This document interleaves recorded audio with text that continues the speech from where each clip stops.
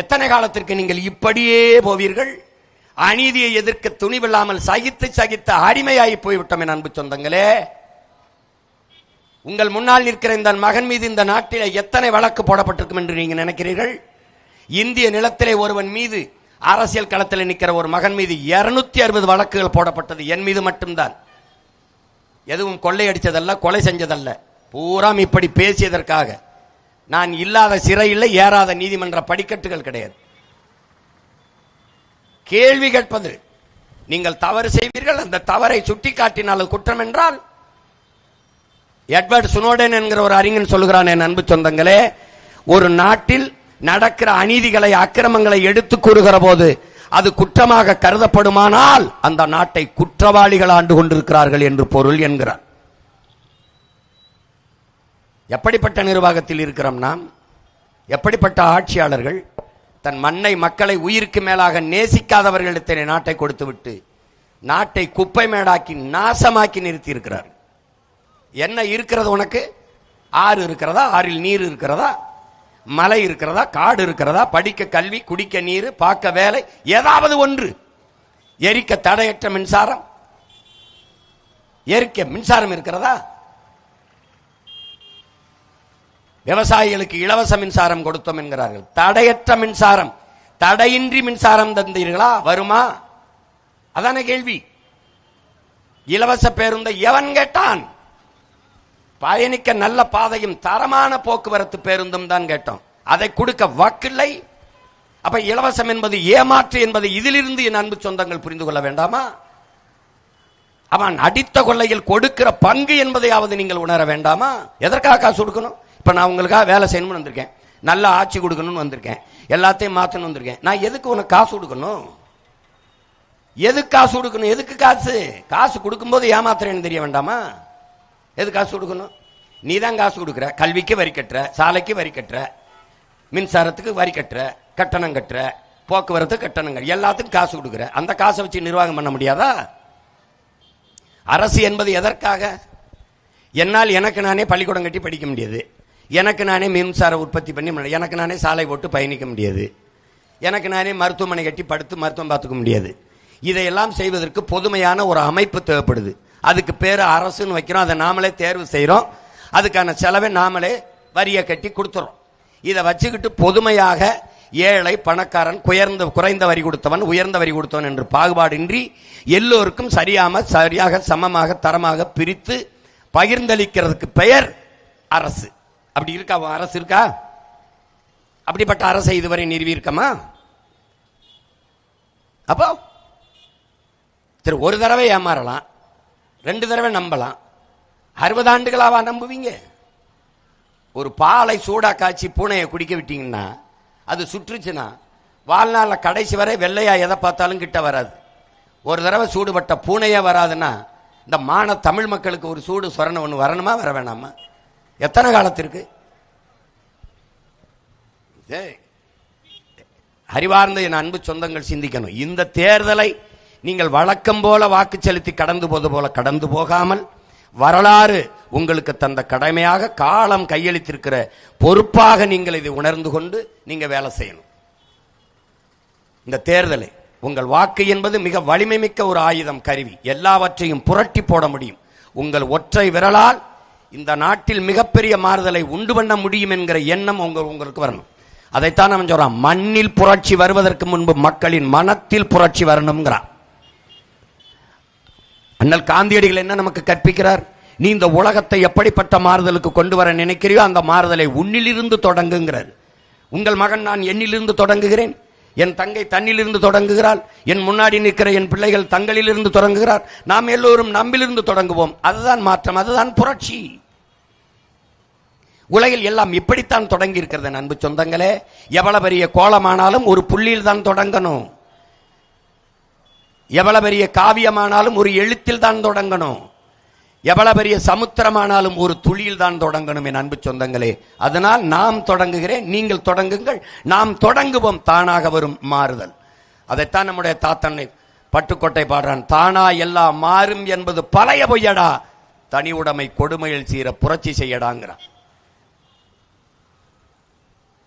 மாறுதல் ஒன்றுதான் நமக்கு ஆறுதலும் தேர்தலும். அதற்குத்தான் இந்த தேர்தல் வருகிறது. அதை நம்ம பயன்படுத்திக் கொள்ள வேண்டும் என்பதுதான் உங்கள் அன்பு பிள்ளைகளின் விருப்பமும் வேண்டுகோளும். நாங்க வாழ்நாள் முழுக்க நாங்க ரெட்டலைக்கு தான் போடுவோம். நாங்க சுடுகாட்டுக்கு தான் போடுவோம். இதுக்கு தான் போடுவோம், உதயசூரியனுக்கு தான் போடுவோம். எங்களை தூக்கி சுடுகாட்டில் தான் போடுவோம்னு போட்டீங்க 60 வருஷமா. புரட்சியாளன் சேகுவேரா என் அன்பு சொந்தங்களே, தன் நண்பர்களோடு உட்கார்ந்து அரசியலை பற்றி விவாதித்துக் கொண்டிருக்கிறான். அவன் அர்ஜென்டினா, ஆனால் அவன் போராடி செத்தது கியூபா விடுதலைக்கு. அவன் தான் சொன்னான், உலகத்தில் எந்த நாடு அவன்கிட்ட கேட்கிறான், இந்த கியூபா உன் தாய் நாடா, நீ அர்ஜென்டினா, நீ ஏன் தாய் நாட்டு இந்த கியூபா விடுதலைக்கு போராட வந்தா என்று கேட்கும்போது அவன் சொல்றான், உலகத்தில் எந்த நாடு அடிமைப்பட்டு கிடக்குதோ அந்த நாடெல்லாம் என் சொந்த நாடு, என் தாய் நாடு என்று முழக்கத்தை முன் வச்சான். அப்ப நாங்க எங்களுக்கு சொந்த நாடு அடிமைப்பட்டு கிடக்கு, இப்ப எவன் போராடி மீட்கிறது தான் தெரியல. அவன் தன் நண்பர்களோடு உட்கார்ந்து அரசியல் பேசிக் கொண்டிருந்தான். அப்போது அவன் தந்தையார் கேட்டார், அவர் செல்வந்தர், நீ உன் நண்பர்களோடு சேர்ந்து அரசியல் பேசுவதை விட்டுவிட்டு படிப்பதில், அவன் மருத்துவம் படித்தான், டாக்டர், போய் மருத்துவம் படிக்கிற வேலையை பார் என்றார். அப்போது தன் தந்தையிடம் சொன்னான் அவன், நீங்கள் எல்லாம் உங்கள் நண்பர்களோடு அரசியல் பேசியிருந்தால் என் அப்பா, என் தந்தையே, உங்கள் மகன் இன்று அரசியல் பேச வேண்டிய அவசியம் வந்திருக்காது என்று சொன்னான். என் முன்னவர்கள், என் பெரியப்பன், சித்தப்பன், என் அப்பன், என் ஆத்தா, என் தாத்தன், என் பாட்டி, என் மாமன், மச்சான் எல்லாம் எங்களுக்கான அரசியலை நீங்கள் பேசியிருந்தால், செய்திருந்தால், உங்கள் பிள்ளைகள் இந்த நடு வீதியிலே இந்த வெயில் என்று கத்திருக்க வேண்டிய தேவை வந்திருக்காது. நான் ஏன் கத்துகிறேன், நாங்கள் ஏன் இப்படி நிற்கிறோம், எங்களுக்கும் பின்னாடி வருகிற தலைமுறைக்கு இந்த கொடுமை, இந்த கேடுகட்ட ஆட்சி தொடரக்கூடாது, நீளக்கூடாது என்பதற்காகத்தான் நாங்கள் வந்திருப்பது. ஆள் மாற்றத்திற்கு, ஆட்சி மாற்றத்திற்கு அல்ல, ஆட்சி முறை மாற்றத்திற்கு, அடிப்படை அமைப்பு அரசியல் மாற்றத்திற்கு வந்த புரட்சியாளர்கள் உங்கள் பிள்ளைகள். இந்த கட்டிய கட்டடத்துக்கு வெள்ளையடிக்க வந்த சீர்திருத்தவாதிகள் அல்ல. இந்த கட்டடத்தை இடித்துவிட்டு புத்தம்புதிதாக புதிய கட்டடம் கட்ட வந்த புரட்சியவாதிகள் என்பதை என் அன்பு சொந்தங்கள் புரிந்து கொள்ள வேண்டும். படிக்க கல்வி இல்லை, குடிக்க தண்ணி இல்லை, பார்க்க வேலை இல்லை, படுத்து செய்து கொள்ள மருத்துவம் இல்லை, பயணிக்க பாதை இல்லை, உண்பதற்கு நல்ல நஞ்சில்லாத உணவு இல்லை, சுவாசிக்க காற்று இல்லை. என்ன வாழ்க்கை இது, என்ன வாழ்க்கை இது? ஓ, மலையை வெட்டி ஏத்துறான் பார்த்துக்கிட்டு இருக்க, அது வேற என்ன கல்லுன்னு நினைச்சிட்டு இருக்கியா? பூமி தாயின் மார்பு. மழை இல்லைன்னா ஒரு நிலம் பாலைவனம் ஆகிருங்கிற அறிவியல் உயிரில் உண்மை தெரியாதவங்க கிட்ட பேசி என்ன பண்றது? மழை இல்லை நாடு என்ன ஆகும்? அதை உன்னால உருவாக்க முடியுமா? முதலமைச்சர் கையெழுத்து போட்டா மழை வளர்ந்துருமா? கையெழுத்து போட்டா மலையை வெட்டி எடுக்க முடியும், மலையை கட்டி எழுப்பிட முடியுமா?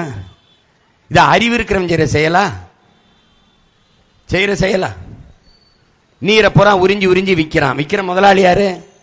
அரசாங்கத்துக்கு கிடைக்காத நீர் முதலாளிக்கு எப்படி கிடைக்குது? ஏப்ரல் மேல நம்ம ஆத்தாள் அப்பெல்லாம் குடத்தை வச்சு காத்திருக்கும் போது அழைச்சு பேசினா குடுவையா கொண்டாந்து இறக்குறான இந்த முதலாளி, அவனுக்கு மட்டும் தண்ணி எங்க கிடைக்குது? எங்க கிடைக்குது? தண்ணீர் ஒரு வியாபார பொருளாக மிக உயர்ந்த சந்தை பண்டமாக மாறிவிட்டால் அந்த நாடு நாடா? அறிவை வளர்க்கும் கல்வியும், உயிரை காக்கும் மருத்துவமும், உலக உயிர்களின் உயிர் தேவையாக இருக்கிற நீரும் ஒரு சந்தை பொருளாக விற்பனை பண்டமாக மாறிவிட்ட நாடான் அது சுடுகாடா? தண்ணீர் உங்களுக்கு மட்டுமானதா? கல்வி மருத்துவம் நீங்க பாத்துக்கிறீங்க, மருத்துவம் கட்டி பள்ளிக்கூடம் கட்டி படிச்சுக்கிறீங்க. ஆனா நீர் உங்களுக்கு மட்டுமானதா? அது உலக உயிர்களின் பால் இல்லையா? அது தேவை இல்லையா? இப்ப நாம இந்த கடையில போய் ஒரு தண்ணியை வாங்கி குடிச்சிடறோம், ஒரு போத்தல்ல கொடுங்கன்னு குடிச்சிடறோம். அப்ப மற்ற உயிரினங்கள் என்ன செய்யும் என்கிற ஒருத்தர் மூளையிலேயாவது இந்த சிந்தனை வேண்டாமா? 400 அடி 500 அடிக்கு கீழே போய் தண்ணீரை உறிஞ்சிடுற, போர்வெல் போடுற, ஆழ்குழாய் கிணறுல உறிஞ்சிடுற. இந்த மரம் எப்படி 400 அடிக்கு வேற கிடப்பும்? சிந்திச்சிருக்கியா? என்னைக்காவது யோசிச்சிருக்கியா? சரி, கொக்கு, குருவி, நாய், நரி, ஆடு, மாடு, யானை, புலி, சிங்கம், தேனீக்கள், சிட்டு இதெல்லாம் எங்க போய் குடிக்கும்னு என்னைக்காவது யோசிச்சியா? அதெல்லாம் செத்தா நீ எப்படி வாழுவ? உனக்கு பல்லுயிர் சூழல்னா தெரியுமா? பயோடைவர்சிட்டினா என்னன்னு தெரியுமா? உயிர் சூழல் என்றாது உனக்கு என்னன்னா தெரியுமா? ஒன்றோடு ஒன்று இணைந்து பின்னப்பட்ட உயிரியல் தொடர்பு தான் இந்த உலகம். காக்க, குருவி செத்தா என்னன்னு, மலையில காடுகள்ல இதெல்லாம் வளர்த்தது நீனா, நம்ம பாட்டனா, நம்ம அப்பனா, தாத்தனா? அவ்வளவும் பறவைகள் நட்டது அந்த விதைய போறான். விதை தூவும் தூதுவர்கள் பறவைகள். அது சாப்பிட்டு அங்கங்க போய் கழிவை போட்டு காடை உருவாக்குச்சு. நீரின்றி அமையாத உலகம்னா காடின்றி அமையாது இல்ல நீரு. மேகத்தை அறுவடை செய்து பூமிக்கு மழையாக கொண்டு வருகிற ஆற்றல் உலகத்திலே மலை மரங்களுக்கு மட்டும்தான் இருக்கு. எல்லா உயிரினமும் என் அன்பு சொந்தங்களே நற்காற்றை சுவாசிட்டு நச்சுக்காற்றை வெளியிடும். மரங்களும் செடி கொடிகள் மட்டும்தான் நச்சுக்காற்றை சுவாசிட்டு நற்காற்றை வெளியிடும். இது உயிரியல் அறிவியல் உண்மை. அப்படின்னா இந்த இயற்கையின் முரண் இல்லாத எந்த உயிரினும் வாழ முடியாது. நம்மள மாதிரி அதுவும் ஆக்சிஜனை சுவாசிட்டு கார்பன் டை ஆக்சைடை வெளியிட்டா நிலைமை என்ன ஆகுறது? ஒருத்தன் உயிரோடு செத்து போயிருவான். அப்ப இந்த இயற்கையின் அரிய அருங்கொடை படைப்பை போற்ற தெரியாத மனிதன் எப்படி எப்படி மலையை பேசுறான், மரத்தை பேசுறான், ஆடு மாட்டை பேசுறான். ஆடு மாடும் உனக்கு நான் ஆடு மாடு அற்ப உயிரா தெரியுது. உன்னை வச்சுக்கிட்டேவனா காசு கொடுப்பானா? நீ வங்கியில் அடமானா பொண்ணினா காசு கொடுப்பானா? ஆனா ஆடு என்பது பிக்சட் டெபாசிட், மொபைல் பேங்க்ங்கிறான் எல்லா அறிஞனும். நடமாடும் வைப்பகம்ங்கிறான். ஒரு ஆடுங்கிறது 1 லட்சம் ரூபாய். ஒரு ஆடுங்கிறது 50,000 70,000. அப்போ ஒரு ஆடுங்கிறது 50,000 நீ நிலையான வைப்பு தொகையில் போட்டிருக்கிறாய். பிக்சட் டெபாசிட்ங்கிறான். ஆடும் மாடும் நடமாடும் வங்கி மொபைல் பேங்க்ங்கிறான். நம் செல்வம் இல்லையா? என்ன உனக்கு தெரியுது? ஒரு கிலோ கறி 1000 ரூபாய்க்கு தாண்டி போயிருச்சு. உனக்கு பால் குடிக்கிற பால் எங்கிருந்து வருதுன்னு என்னைக்காவது கேட்டிருக்கியா?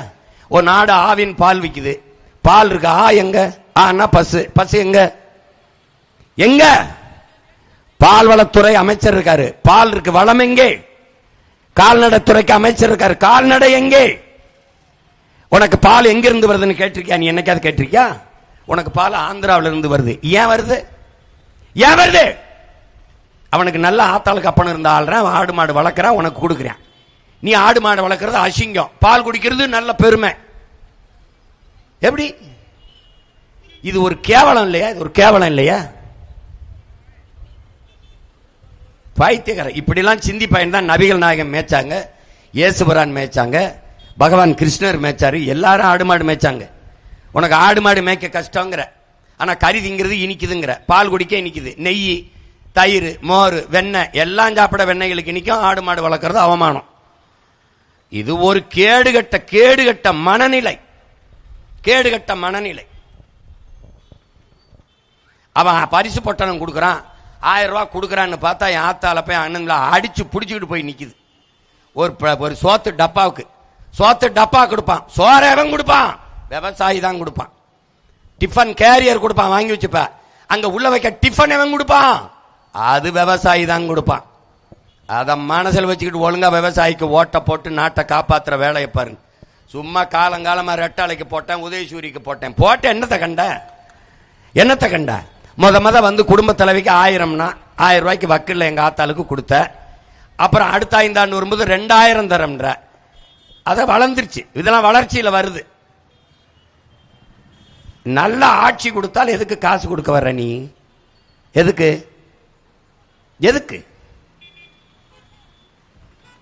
அறிவு சமூகம், அறிவார்ந்த சமூகம் சிந்திச்சு பார்த்து இந்த தேர்தலிலே வாக்கு செலுத்த வேண்டும்.